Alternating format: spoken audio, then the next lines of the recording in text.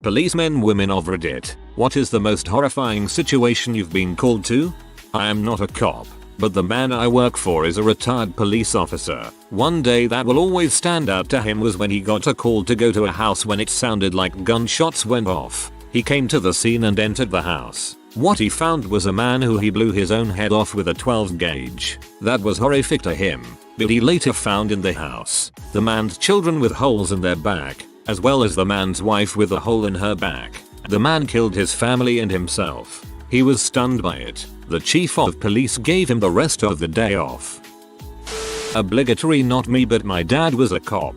He was the first responder to a grisly accident where a young girl speeding had struck 4 girls and flung them very far. 2 of the girls were DOA, and when my dad arrived, he saw that my sister was one of the girls hit. My sister survived, but was badly injured. He was on the force for 25 years and saw a lot of gruesome crap, but he still says that was the worst day he had in his career. Not my story, but my dad is a fireman. His first day they had to go to a call about a suicide. The lady was threatening to light her house on fire. When he finally went into the house with some other guys, they went to the top floor where she was standing in the middle of the room, doused in gasoline. She lit herself on fire and the flames swarmed her immediately. They saved her life, but her body was pretty fricked up. Turns out she did it all because her boyfriend broke up with her. I was in 11th grade and a local lady came to talk to our school about the dangers of drunk driving. To us kids who thought we already knew how bad drunk driving was, it sounded like this was a waste of time. The woman told us that her daughter had a flat tire and was calling her dad for help while pulled over on the side of the road. While talking to her dad, the phone suddenly went silent. A drunk driver had swerved his 18-wheeler off the road and hit her. The worst part? He hit her so hard that her head was found more than 200 yards away from her body. I sobbed like a baby. The assembly ended and we went to our next class, but I just couldn't stop crying. I left the room and walked back to the assembly hall, where I found the woman sitting in the dimly lit auditorium, packing away her stuff. I walked up to her, hugged her, and sobbed for a good 10 minutes. She cried. I cried. We just sat there crying. She told me that if only one person was convinced not to ever drive drunk, that speaking about her experience was worth it. From that day on, she came to every home football game I played for the rest of my high school experience. She wore my number, sat with my parents, and cheered us on. Win or lose, she always gave me a big hug at the end of each game. To this day, I never have, and never will, drive after drinking. Thank you. My uncle was killed by a drunk driver, and watching my grandfather cry over his adult son's casket as he calls him my baby is something I will never forget. Not me, but the absolute worst story I have ever heard and saw pictures of was one my instructor in the police academy told us. He just had us huddle in close and told us, want to hear the worst thing about our jobs? He was, still is, a sheriff's deputy and was responding to a car accident. Where we live, if a deputy is the first one on scene, that means the accident was way out in the middle of nowhere. And this one was. He said it took him a while to find it because the 2 cars involved had hit head on and their headlights were out. Finally he saw a guy covered in blood waving him down. It was the driver of the car that caused the accident, a black Tahoe. The driver had been drinking and had his whole family in the car. He said he was looking for his daughter. His girlfriend and 2 other kids had been strapped in and had minor injuries. The driver of the other car, who coincidentally, as they found out later, was also drunk, had a pretty bad gash, but was okay. But he and the Tahoe's driver couldn't find the oldest daughter, so the deputy, who was the only responder at the time, began searching. He was searching close to the wreck, but found nothing. He told us that finally the wind died down and he could hear what sounded like a kitten in a blender. It was the daughter. She was asleep in the car, unseat belted, and the accident launched her out of the car, off to the side of the road, and out into a field. She landed in barbed wire. There was a barbed wire fence on the property next to the accident and she went straight into it. Deputy took out his multi-tool with wire cutters, and each time he cut a piece of the barbed wire, the others would just get tighter. He got her out just as the fireman and first ambulance got there, and he ran with her in his arms to get her to them. Somewhere in the 30 or so feet he had to run. She died. I don't feel good. Firefighter here. Working with law enforcement, we got called for a suicide attempt. We have a 6'1" Russian woman in amazing shape that got hammered drunk and cut her left arm to shreds. We try to hold her down, but she is crazy strong, super flexible. So I am holding that bleeding left arm and my fingers slide into the open cuts of her arm. I have gloves on, but Jesus, it's creepy. As she twists her arms around it trying to get free, she starts screaming my victory will be glorious and cackling like some kinda satanic animal. So I'm struggling to get this arm tied down and suddenly she just stops, looks me dead in the face and says, "Where did you get those green eyes?" At this point she is on a stretcher with 6-8 cops and firefighters holding her down. Some of the cops don't have gloves on, so they don't want to mess with that bloody left arm. She slowly overcomes my strength and in slow motion reaches for my zipper of my pants. I can't stop her and my hands are covered in blood. She manages to unzip them, but I now have my butt up against the wall of the ambulance, so she can only get the tips of her fingers in my pants as she's straining to reach inside. We finally did get her tied down, but Jesus, it's one of my most memorable calls I've ever had. The cops said the same. I've gone on stuff way worse than this, but this always sticks in my mind as my fingers twisted around inside some lady's arm. Midway through this story I had to stop to check and make sure your username wasn't something like slowly becomes porn. Started as a ride-along during the academy, summer of 2006. Had to complete a couple hundred hours. The academy was through a college, so they had slightly different requirements, but still got POST certified. Showed up to do the RAL and was immediately smiled at by the officer I rode with. Not a good sign. Come on man, let's go. This takes place in a small town in the Potato State. Usually really quiet with a weekly drunk calls and some drugs too. This was different. We showed up to the already cordoned off house and walked in. There was blood everywhere. CSTs, CSI, had already been there and collected the stuff they needed to, so we didn't really have to be careful where we stepped, other than to preserve our own clothing shoes. We walked around the house and it was like someone had taken a paint roller with red paint and hit it with an air compressor. Red spatter in every room but the kitchen and dining room. The stench hadn't set in yet because it was just a short time prior. I later learned.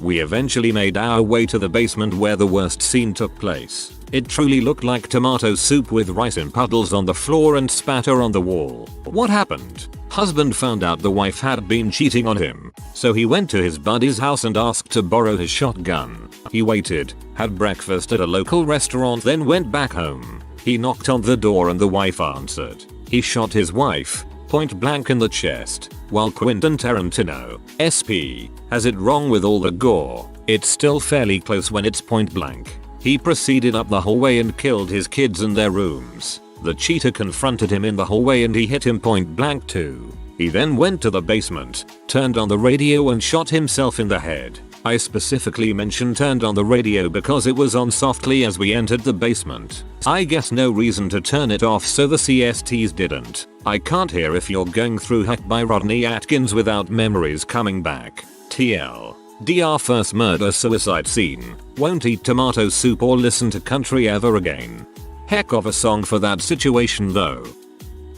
One of my first weekends on my own. Got a call to assist EMS. Thinking no big deal. This is usually for extra hands or to help lift somebody. I get there and they say the door was open when they got there and the hallway is covered in blood. So I have to clear the house. As I enter the house, I notice the back door open and items from the house were on the back patio. Now I'm thinking home invasion. Call for backup and due to call volume 1 get told I have no backup. Just great. Now there are 2 directions to go. Right towards the garage or left down the bloody hall. Knowing my destined location was the bloody hall, I had to clear the rest of the house first. So I do so, and it's terrifying thinking someone could be in there. Worst part is, I can hear my victim screaming for help.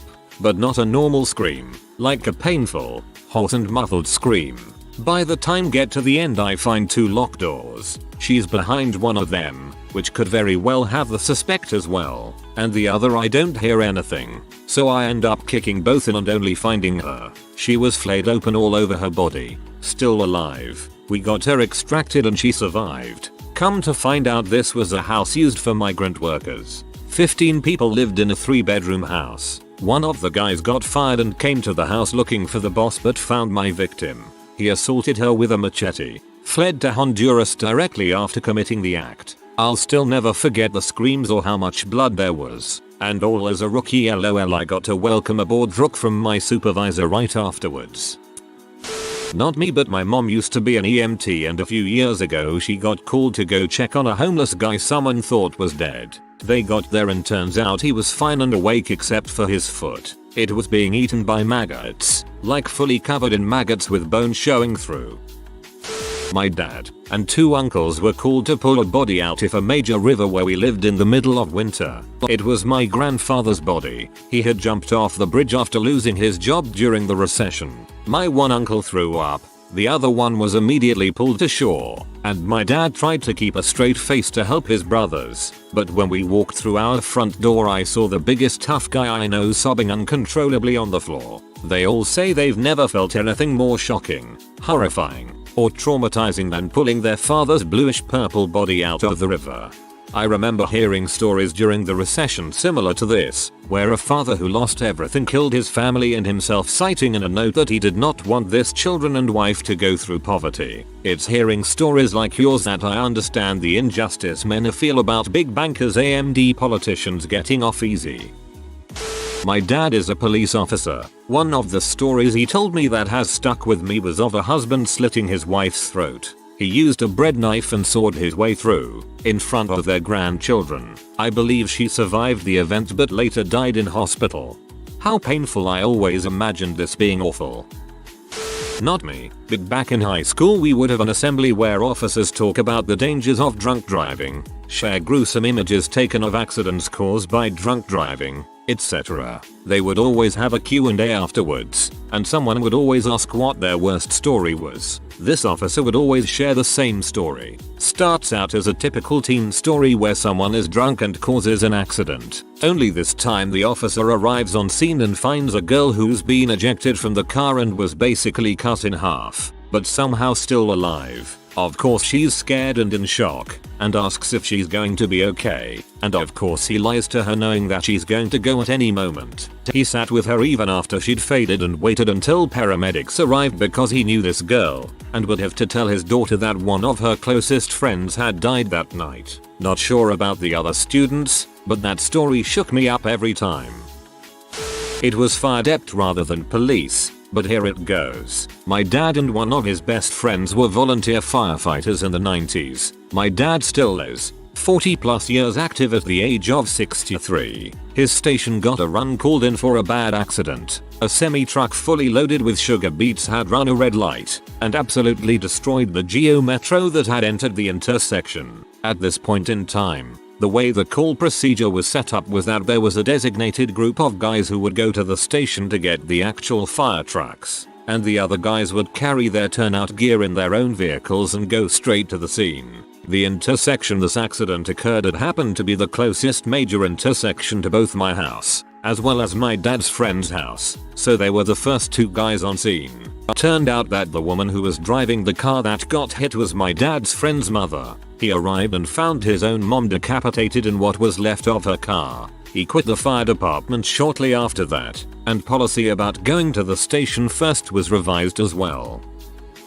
This story is about a friend of mine. Though he is a firefighter and not a police officer, a house was on fire and they managed to pull a woman out safely, but she started screaming that her kids were still inside, so my friend headed back into the house. After about 10 minutes of searching, he found the 2 kids huddled up in a closet on the 2nd story. He wrapped his arms around them in an attempt to pick them up, but their flesh fell off in his hands. He quit after that call. Hasn't been the same since.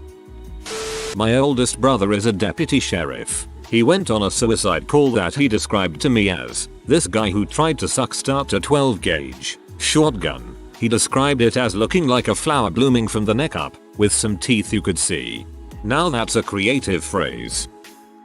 Not police myself, but interacted with police on this one. Was sitting in my apartment very nearby to a major street in my town. At about 2 AM, I hear a massive crash sound from outside, and all the power in my building goes out instantly. I rush outside, and it's dead quiet, and pitch black. Street lights were all out. A ways off, I see the silhouette of a car wrapped around a telephone pole and start walking toward it. About 50 or 60 feet from the car, in the middle of the road, I stumble across the driver's body. Right about this time, I'm trying to figure out what to do to help, and I feel like I'm going a bit crazy because something seems off about this body. A bunch of people from my apartment complex are running out to where I am right about this time, and I'm just stooped over the body, kind of in shock. A woman comes up behind me and starts screaming.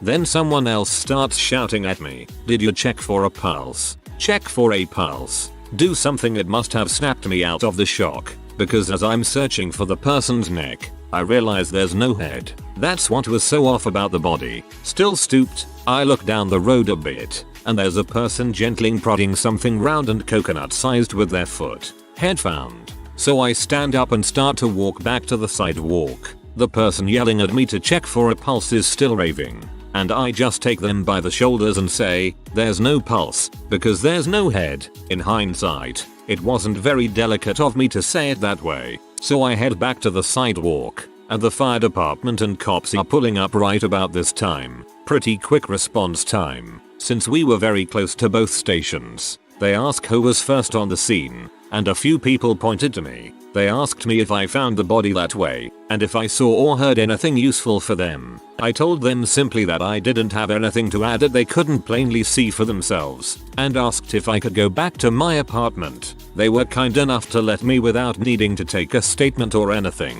At the time, I was dating a doctor who worked in emergency medicine, and when I spoke to her about it the next day, she was a bit concerned about how it was affecting me. I said that it was probably nothing compared to what she saw every day, and she said she agreed, but she knew that most normies don't see that stuff often. The whole ordeal just made me sad, and the idea that there are people who have to deal with it every day made me even sadder. God bless the folks who help us pick up the pieces after the horror. My husband is an officer. One time he was following another officer into a house. They had to beat down the door immediately upon entering. Gasoline covered them. Luckily, the flame ignition didn't work on the guy's booby trap, so pretty terrifying for me. I asked to only hear the nice stories about being a police officer after that one. Probably working the death of an 8-year-old little girl. She died from neglect and malnutrition. She only weighed 30 pounds. There's a lot more fricked up crap that happened with this case that I'd rather not go into. That's been the worst for me though. My 2-year-old weighs 30 pounds, if anyone needs a reference.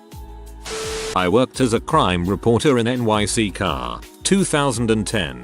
I had a few very memorable nights. First night out, a guy had committed suicide by jumping off a 30-ish story building. Landed headfirst near a playground. Luckily at night, it was a mess. I teamed up with a local newspaper guy. I was TV to collect facts. I was full of adrenaline, running around like crazy. The newspaper guy was a veteran of this crap. After 20 minutes or so he came back and said he left a note. He was depressed about losing his custody of his kids. His was just a waiter though, nobody important. I can't blame the other reporter in hindsight. You've got to be callous to do the job. I quit after less than a year. Suicide by subway. The body was in 3 separate pieces. It was taken out in 3 bags. Woman burned to death in her apt. Her upper torso literally looked like charred BBQ chicken. She was alive as they wheeled her out. The sounds she made struggling to breathe were freaking terrible. End on a positive note. I responded to a shooting outside of a barber shop. Tons of cops and a few detectives. We, newspaper guy and I, get our shots. Shell casings, emergency vehicles, street signs, etc. A civilian comes up to us and says, "Hey, there's a few drops of blood on the sidewalk over there." I tell a patrolman and point out the spot. In no uncertain terms he calls me an idiot for showing him a ketchup splotch on the sidewalk. Partner and I follow the splotch, which keeps getting larger and larger and begins to grow into a boot print, which leads us into a multi-story tenement building. The elevator floor is covered with blood and the elevator is out of order. It's a hot day, so my partner and I look at each other and resign ourselves to hauling butt up the stairs. We hit the 3rd floor and the air reeks of pennies. Outside of an apartment door there is a towel, a boot, and a ton of blood. Just as we get there, a apartment starts jogging down the hall towards us to kick us out. We had us beaten NYPD to the scene, got our shots and left. Turns out the guy had been shot in the leg half, and rather than wait around for someone to try a second time, he hopped his butt to a family member's house, wrapped the wound, and called himself an ambulance. He was laid up in the hospital but came out just fine. My dad was a Garda, Irish police officer, and late one night he came across a hit and run, where a drunk driver had hit a bus carrying a lot of teenage students home from a trip.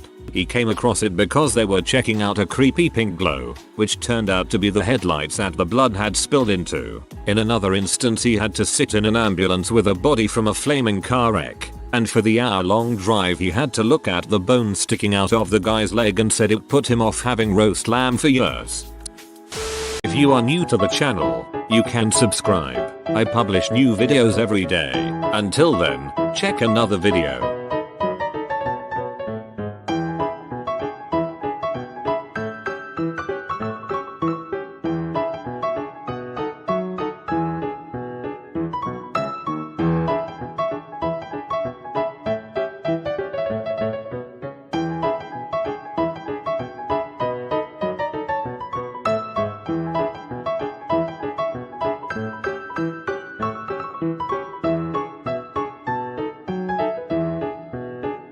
Bye for now.